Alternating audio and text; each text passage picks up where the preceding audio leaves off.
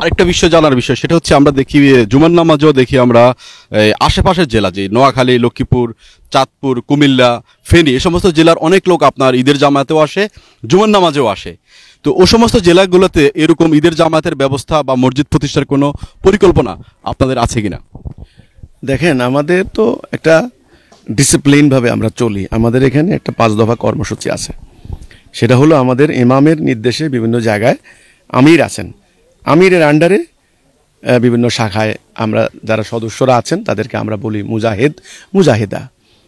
যেমন লক্ষ্মীপুরে আছেন আমাদের ভাইয়েরা বোনেরা, চাঁদপুরে আছেন, কুমিল্লায় আছেন, লাকসামে আছেন, আমাদের নোয়াখালী, চৌমুহনীতে, ফেনীতে, চট্টগ্রামে, ব্রাহ্মণবাড়িয়া, তো আশেপাশে সব জেলাতেই, চট্টগ্রাম বিভাগে সব জেলাতে আমাদের শক্তিশালী অবস্থান রয়েছে।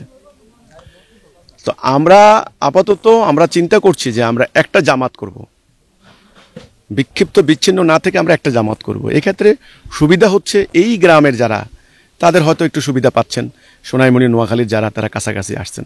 লক্ষ্মীপুর, কুমিল্লা, ফেনীর যারা, তারা হয়তো আসছে, তাদের একটু কষ্ট হচ্ছে। তো ইনশাল্লাহ অচিরেই আমাদের পরিকল্পনা আছে, আমরা লক্ষ্মীপুরেও একটা জামাত করব, কুমিল্লাতেও করব এবং ফেনীতেও করব। ইনশাল্লাহ জামাত হবে, আমাদের জুমার জামাত হবে, ঈদের জামাতও হবে। আপাতত আমরা একটা জামাতে করছি, কারণ আপনারা জানেন যে ইতিমধ্যে আমাদের বিরুদ্ধে কিন্তু প্রচুর অপপ্রচার আছে।